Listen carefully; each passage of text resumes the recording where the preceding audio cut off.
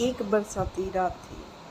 उत्तर प्रदेश के छोटे से शहर शिवपुर की सड़कें लगभग खाली हो चुकी थीं। तेज बारिश के कारण लोग अपने घरों में जा चुके थे, लेकिन एक पुराना ई-रिक्शा अब भी सड़कों पर दौड़ रहा था।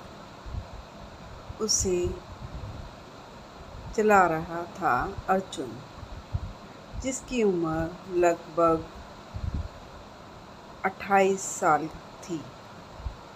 चेहरे पर थकान साफ दिखाई देती थी।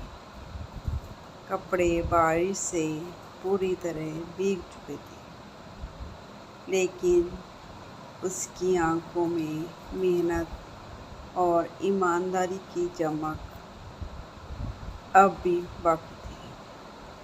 पूरे दिन की मेहनत के बाद उसकी जेब में मुश्किल से 400 रुपये थे।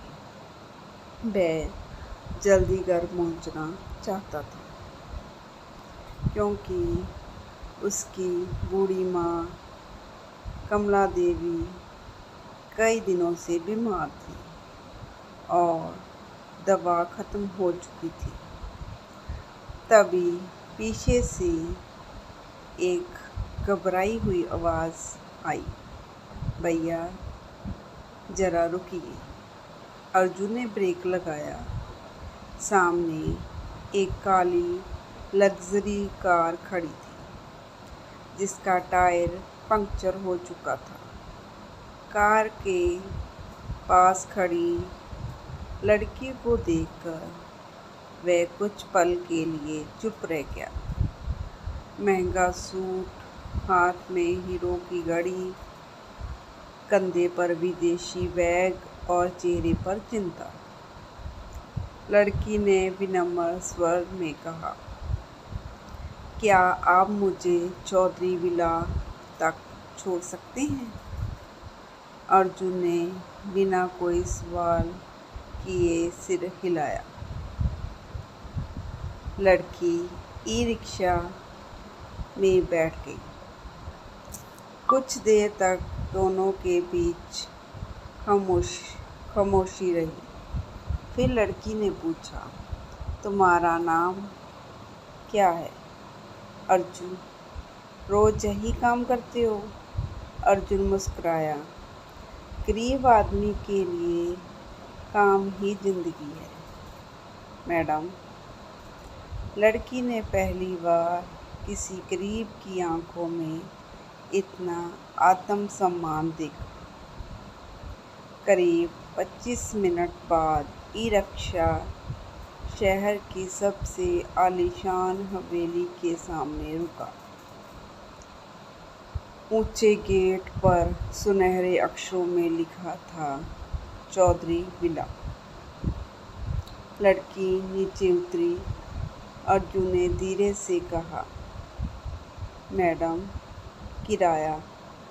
लड़की कुछ पल उसे देखती रही और बोली, किराया अंदर मिलेगा, मेरे साथ आइए। अर्जुन पहले तो झिझका, लेकिन फिर उसके पीछे पीछे हवेली के अंदर चला गया। संगमरमर की चमकती फर्श, दीवारों पर महंगी पेंटिंग्स और विशाल झूमरों को देखकर वह हैरान रह गया। लड़की उसे ऊपर अपने कमरे में ले गई और दरवाज़ा बंद कर दिया। अर्जुन घबरा गया। मैडम, मुझे सिर्फ किराया चाहिए, मुझे घर जाना है। लड़की की आंखों में आंसू आ गए। उसने धीमी आवाज़ में कहा, मेरा नाम सिया चौधरी है। सबको लगता है कि मैं बहुत खुश हूँ, क्योंकि मेरे पिता करोड़पति हैं, लेकिन सच ये है कि इस घर में मेरी कोई सुनने वाला नहीं है। कल मेरी शादी एक ऐसे आदमी से तय कर दी गई है जिसे मैं जानती तक नहीं। अर्जुन कुछ बोल ही नहीं पाया। तभी नीचे से किसी आदमी की तेज आवाज़ गूंजी, सिया, दरवाज़ा खोलो। लड़की घबरा गई। उसने अर्जुन का हाथ पकड़ लिया और बोली, अगर तुम चले गए तो मेरी ज़िंदगी हमेशा के लिए ख़त्म हो जाएगी। अर्जुन कुछ समझ पाता उससे पहले ही दरवाज़ा ज़ोर से खुला। सामने खड़े थे धर्मपाल चौधरी, शहर के सबसे बड़े उद्योगपति। उनके साथ कई नौकर और उनका बिजनेस पार्टनर विवेक सिंघानिया भी था।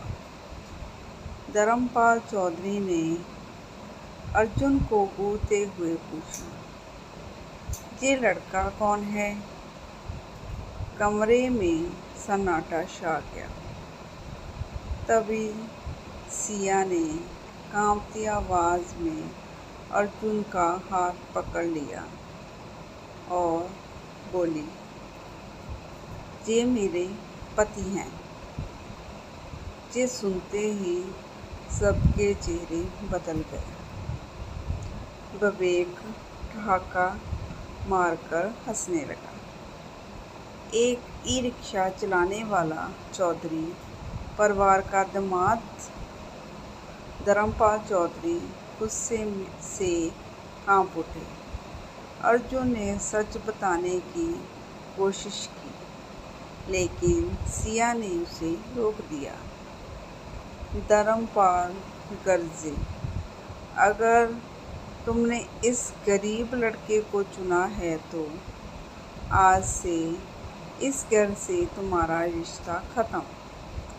सिया ने बिना एक पल सोचे जवाब दिया, मुझे आपकी दौलत नहीं चाहिए, मुझे अपनी ज़िंदगी चाहिए।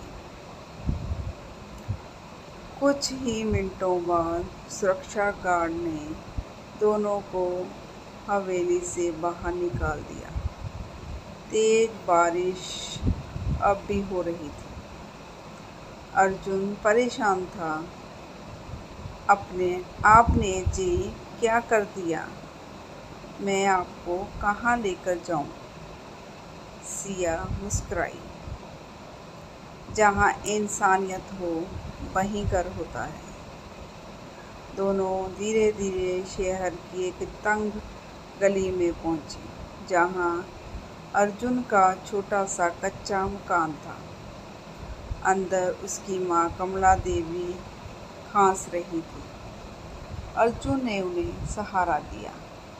तभी सिया आगे बढ़ी, उनके चरण छुए और बोली, माँ, अगर आप स्वीकार करें तो मैं आपकी बहू बनना चाहती हूँ। कमला देवी स्तब्ध रह गई। उस रात पहली बार करोड़ों की दौलत में पली लड़की मिट्टी के घर में फर्श पर बैठकर सूखी रोटी और दाल खा रही थी। उसके चेहरे पर ऐसी शांति थी जो उसे कभी महलों में नहीं मिली। लेकिन उसी रात घर के बाहर अचानक कई गाड़ियों के रुकने की आवाज़ आई। अर्जुन बाहर निकला तो सामने विवेक सिंघानिया पुलिस के साथ खड़ा था। इंस्पेक्टर ने सख्त आवाज़ में कहा, हमें शिकायत मिली है कि तुमने सिया जी को बहला फुसलाकर घर से भगाया है। बाग दूसरे में कहानी पूरी होगी। आप उस बाग को ज़रूर देखना। स्टोरी को देखने के लिए, सुनने के लिए आपका बहुत बहुत धन्यवाद।